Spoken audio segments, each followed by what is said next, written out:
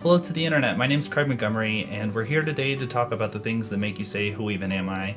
And today we're going to be talking about dehumanization. I'm pretty sure I've said this before, but it's still a thing. Brene Brown is so incredibly important. Her work is changing the world, and I so believe in what she speaks about. If you're not familiar, she is a shame and vulnerability researcher. She gave a couple TED Talks that exploded in popularity, and since then she's been writing books and doing the whole shebang of preaching vulnerability to the world. This past week was really hard for me to process. I struggled to begin with acts of violence, but there's always a layer of social discourse that happens after tragic events. The gun debate and the terrorism debate completely took over the narrative of the shooting that happened in Las Vegas, and I was seeing way too many opinions and not enough compassion. So I turned to my girl Renee. Listening to her interviews and retouching her work always grounds me and reminds me that there are people in the world that are doing good work. She just released a new book called Braving the Wilderness, so I was in luck to find a bunch of new interviews with her. And I'm so grateful that I looked, because she has been talking about current affairs, and she had an incredibly powerful insight into what's going on in America right now. It's very difficult to not be too grandiose with this, not only because I'm a dramatic person, but also because I just believe so strongly that this rings true to what's going on in our country right now. Brene explained in a couple different interviews the process of dehumanization and stated that she thinks that's what's going on in America.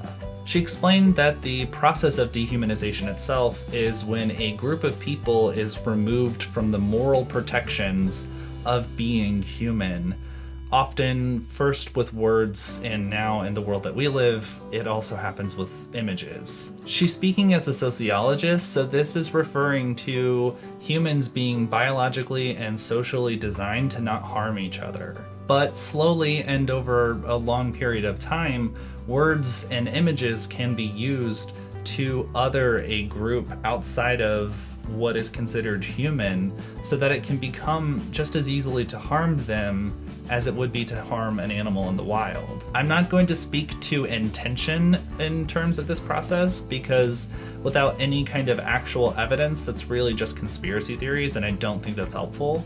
But I definitely can see examples of where we are dehumanizing each other in everyday life. I would say it's almost the MO of internet fighting. This is an incredibly divisive time for our country, and the exchange of opinions has morphed almost entirely to the world of Twitter and Facebook for the majority of us. And I see two different types of conversations happening here. People who agree with each other, confirming shared beliefs, and othering anyone who disagrees by name-calling and throwing around shame. Or people who disagree, writing in sardonic tones, dismissing opposing ideas with statements like, "You're such a snowflake," and complaining about how tired everyone is of reading ideas and thoughts that don't align with their own.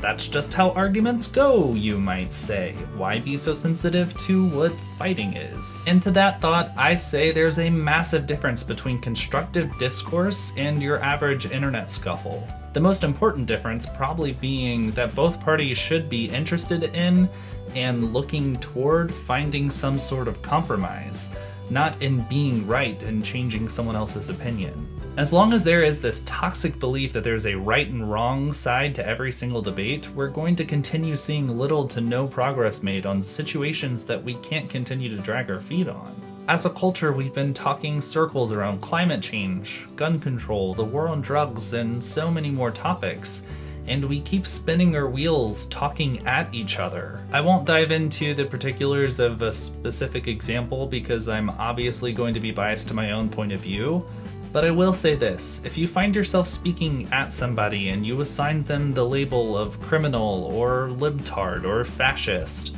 or any type of label that carries the weight of dismissing someone as inconsequential, do the work to understand that the person you're speaking to is a full-fledged human being. They are more than likely doing the best they can with the information and knowledge that they have.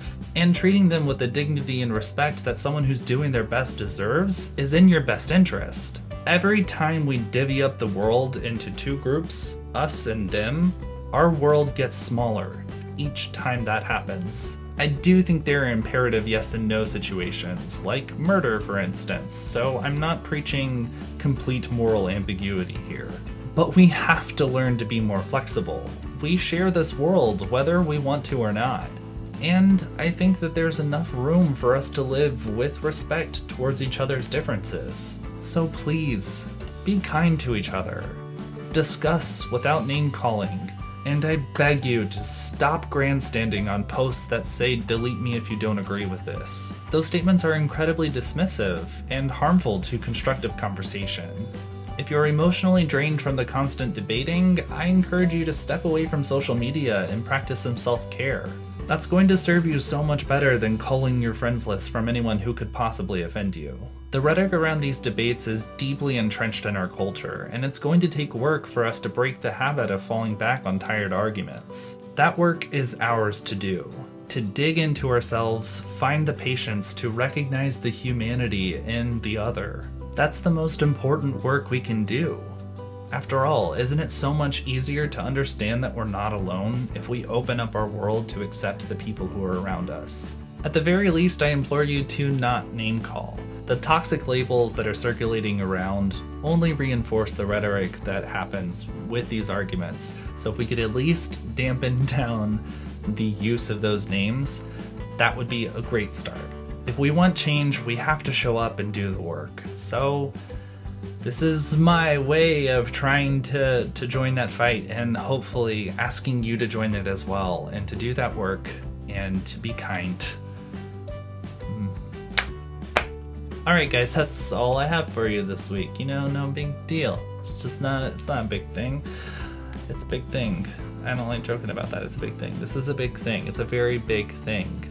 Do those YouTube things if you don't mind. Give the video a like if you liked it. Subscribe to my videos if you like what I've been doing. I release videos every Tuesday and they come to you that way, which is fun. Or in this case, less fun and more work. You're welcome. Alright, I'll see you next week. Bye.